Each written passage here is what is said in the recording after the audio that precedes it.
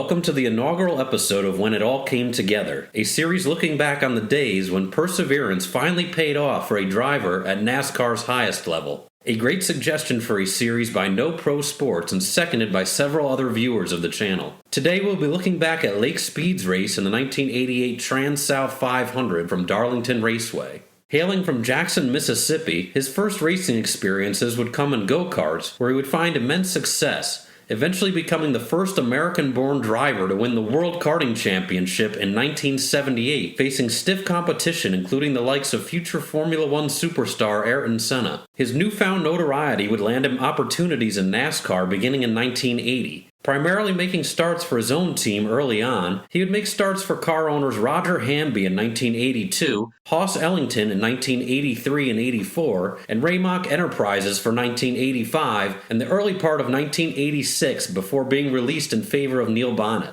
With opportunities seemingly drying up, he would refocus his remaining resources and return to being an owner-driver for a part-time schedule during the 1987 season. After showing some flashes of potential, Speed along with sponsor Kmart would gear up to run the full schedule in 1988. By the time teams pulled into Darlington Raceway in late March, he had made 163 overall starts in the series, having earned 51 top 10 and 8 top 5 finishes, 2 of these having been second-place runs by less than a second margin, including his emotional runner-up in the 1985 Daytona 500 and an even closer finish at Rockingham just 3 weeks earlier. Here they come off of corner number 4. Neil Bonnet from Hueytown, Alabama wins the Goodwrench 500. Second is Lake Speed. Taking place during the height of the tire wars, Speed would be in the minority of drivers to choose Hoosier tires for the historically abrasive Darlington racing surface. Lining up on the outside of row number 4 after qualifying 8th, he would settle in on the opening laps before Kyle Petty would suffer a catastrophic engine failure on the 5th lap, causing a multi-car pileup in the first turn. Staying out under the caution, Speed would retain the 8th position for the lap 12 restart. Ken Schrader would come up the track into Alan Kulwicki entering turn 3 on lap 16, setting off a stack-up involving several cars. Speed would make it through the calamity, sliding up to the 5th position as the field took the caution. The action would resume on lap 26. Running in 5th position is Lake Speed, another one of those non-Winston Cup winners who has qualified very well for this event, and now Earnhardt begins to sneak up on Rusty Wallace. Brad Teague would spin after contact from Michael Waltrip on lap 32, bringing out the 3rd yellow of the day. Speed would pit here with the leaders, lining up outside of the top 10 for the lap 35 restart. He would make his way up to 8th before debris on the backstretch would slow the race once more on lap 65. He would take advantage of the yellow to make another pit stop. Lake Speed in, just about everybody's in, about the only one on the racetrack now is the pace car. Lining up in 6th for the lap 69 restart, he would begin to move forward on the ensuing run. Here's Lake Speed trying to move down on the inside. Looks like his car's working well too, and so is Davey Allison. Yeah, we haven't seen much from Lake Speed so far, but here he comes. Davey Allison passing Rodney Combs, and now Lake Speed also trying to move to the inside along with Rusty Wallace. This is Lake Speed and Rusty Wallace who have been going at it tooth and nail out there for several laps, and now it is Lake Speed who has moved to 4th. Rusty Wallace is 5th. Well, Lake Speed is one of those 13 drivers that began the race on Hoosier tires. There's Rusty Wallace, and then right behind Rusty is Dale Earnhardt. 13 drivers began the race on Hoosier tires, including Rick Wilson, Lake Speed, Harry Gant, Morgan Shepherd, Sterling Marlin, Brad Teague, Ken Bouchard, Buddy Baker, Eddie Bierschwale, Neil Bonnet, Michael Waltrip, Bobby Hillen, and Derek Cope. Lake Speed in the Kmart Oldsmobile, passing the number 52 car of Jimmy Means. Making his way up to 4th before Phil Parsons' spin in turn 2 on lap 121 would bring out the 5th caution. Pitting with the leaders, he would retain the 4th position for the lap 126 restart. Lake Speed now really putting the pressure on Jeff Bodine for 2nd place. This is one of the longer runs we've had in a green flag competition. Are the Hoosier tires now beginning to come into play? With high peak, Lake Speed, of course, running the Hoosier tires, and he's putting the pressure on Jeff Bodine, who is on Goodyear. That's a very good point. Lake has really closed in on Jeff Bodine in the last several laps, and now is right there bidding for 2nd position. Yeah, Jeff seems to have slipped just a little bit, although he was maybe it's not so much that Jeff has slipped. I think Lake Speed has caught them because Jeff and Mark Martin are running about the same as they've been for quite a while. Lake Speed in the number 83 car, the only one of the three on Hoosier tires. Mark Martin and Jeff Bodine on the Goodyears. Lake Speed in third. Let's see what happens here. Lake Speed dives to the inside, coming out of corner number 2. They race down the backstretch. There is a slower car that may play a part here. And that slower car is that of Rick Wilson, but he moves down nicely. Nevertheless, Lake Speed cannot make a pass for second. That is quite a race, you know, at Darlington. This place always produces kind of races like this, competition from start to finish. Lake Speed wants to try it again. As they move into turn 3, I believe he has it this time. Nice move by Speed, but look at the car wash out. Nevertheless, Jeff Bodine, his car also moves high on the racetrack, and Lake Speed has moved to second position. Lake Speed has moved right up on the back bumper of Mark Martin. He is really putting the pressure on. He would get around Mark Martin on lap 170, taking over the lead for the first time of the day. And Lake Speed is trying to find the opportunity to pass Mark Martin for the lead. He may have it here. They're side by side in turn number 2. That's Lake Speed on the bottom and Mark Martin up top. Ooh, did they touch coming out of the second corner? Got awfully close. Down the backstretch into turn number 3. Lake Speed is going to have the lead. We are standing in the Lake Speed pit with crew chief Darrell Bryan. And Darrell, you talk about chasing the racetrack with a chassis setup. You told me the track is coming to you guys. What's that mean? Well, we were kind of set up for a slick racetrack all week. And now the track's beginning to come to us some, so I think we'll be in pretty good shape the rest of the day. Well, the track had been awfully tight early on. The car was tight for Lake Speed. Now the track is getting a little bit slippery. They're moving their way to the front. This is the same car that Speed finished second in at Rockingham a few weeks ago here on ESPN. Well, Lake Speed has had some awfully good runs at this racetrack in the past. A few years ago when he was driving for Hoss Ellington, he was running in second place. He developed an oil leak, but he was bearing down on the leader at that time. Surprised a lot of people. They did not have that much experience on the racetrack or on the Western Cup circuit, I should have said, at that time, but was very impressive. And every time he's been here with a good car under him, he has run this track very well.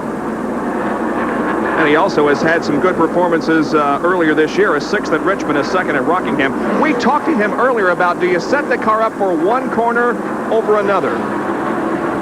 I look at the track as overall, and it's just a compromise. I have to try to get good at both ends, and I try not to give up in either one. I want to be real good at both ends of the racetrack.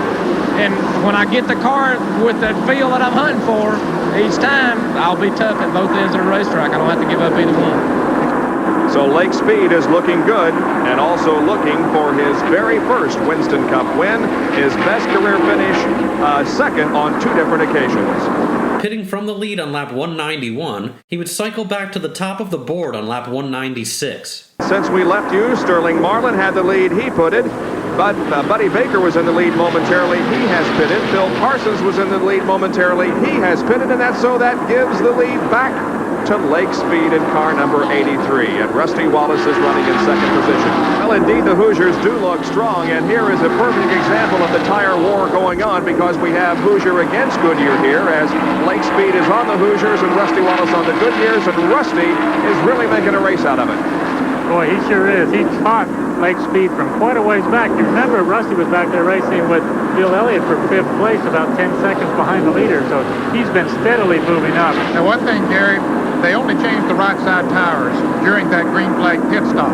It might be that the Goodyear worked better with 2 tires on as opposed to a complete 4-tire change. At the very beginning of the program, we talked about the drivers who were seeking a first win desperately, and Lake Speed is one of those who has never won a Winston Cup race, yet he has looked so good on so many racetracks, including here in Darlington, but things have just been never been able to go exactly right for a win.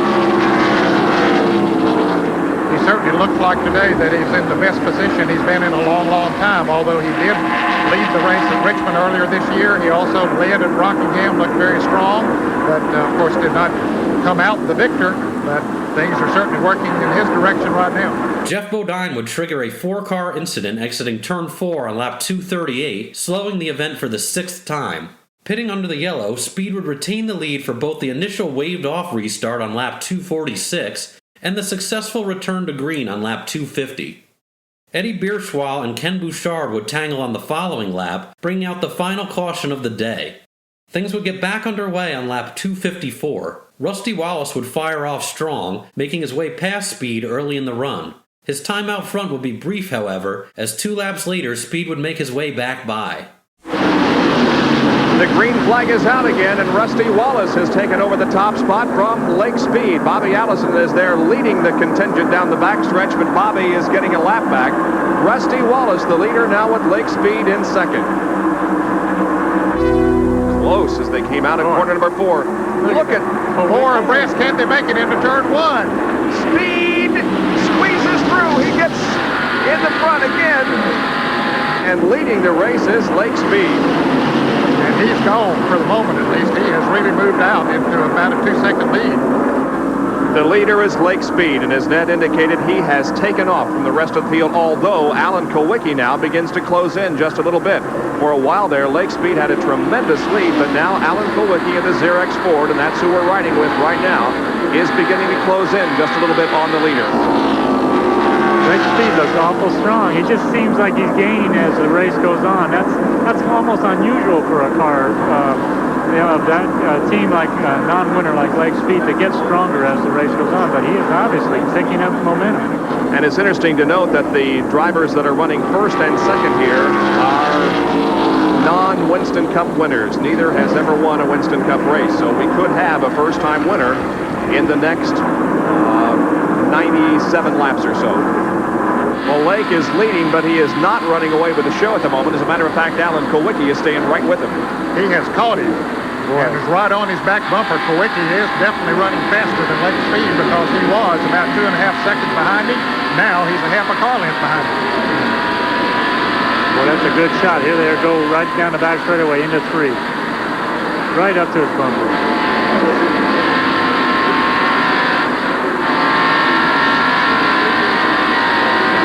You wonder if Kowicki, he caught Lake pretty easily. He made an attempt or two to pass him, but now he's just sort of backed off and just sitting there riding. And you wonder if he is just sort of taking it easy now, biding his time, not going to show his complete hand at this point of the race. He would give up the lead on lap 305 to make his final pit stop of the day, cycling back into the lead on lap 320. Okay, he is coming into the pits this time around, I believe. Lake Speed dips down as he comes off of the 4th turn and heads down pit road.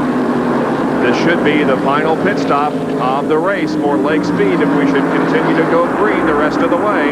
Speed brings the Oldsmobile in. His crew chief said they were going to do some tires, change tires, but maybe change some wedge. I don't see anybody yet working on the wedge bolts. Now, that was Kowicki's crew that was going to do that, Gary. And Kowicki will be coming up here very shortly as Lake Speed gets the service on his car. They are just changing the right side tires. Of course, they fill it up with gasoline. Now, my stopwatch says he made it 16 and 16 seconds. Lake Speed in the upper right. Coming out of corner number 4 as the jack goes down on the Kowicki car.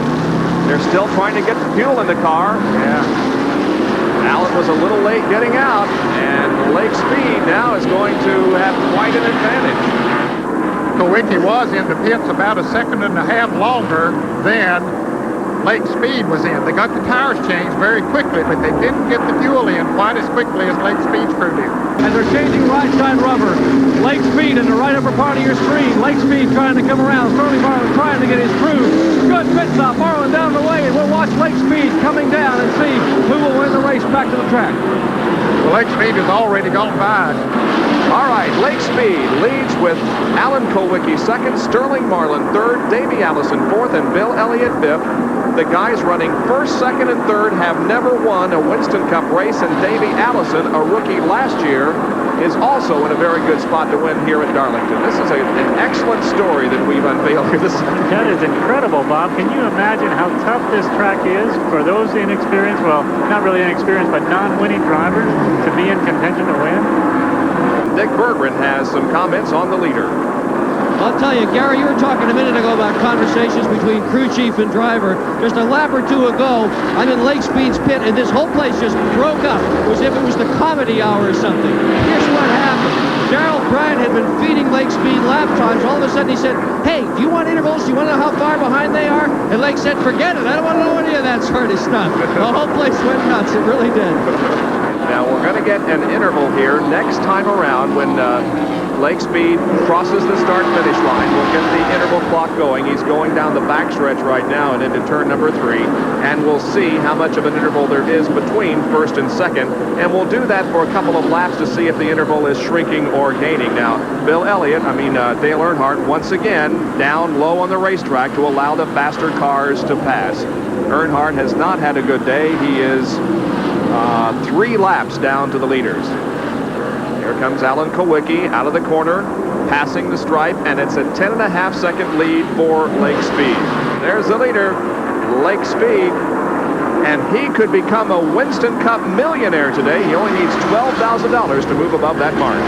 Leader is Lake Speed, and he is within just a few laps of his first Winston Cup victory ever, and it's coming at a racetrack that is as tough as they come. His car has worked well all day. You can see on the left side of it, he's been a little close to a few people out there, but no major damage to it. Certainly not anything that's hindered the handling qualities of the car or the running qualities. Coming down this time will complete lap number 361. There will be 6 laps to go in the Transouth 500, and Lake Speed is in command of this race. Here's Larry Nuber at Pit Central.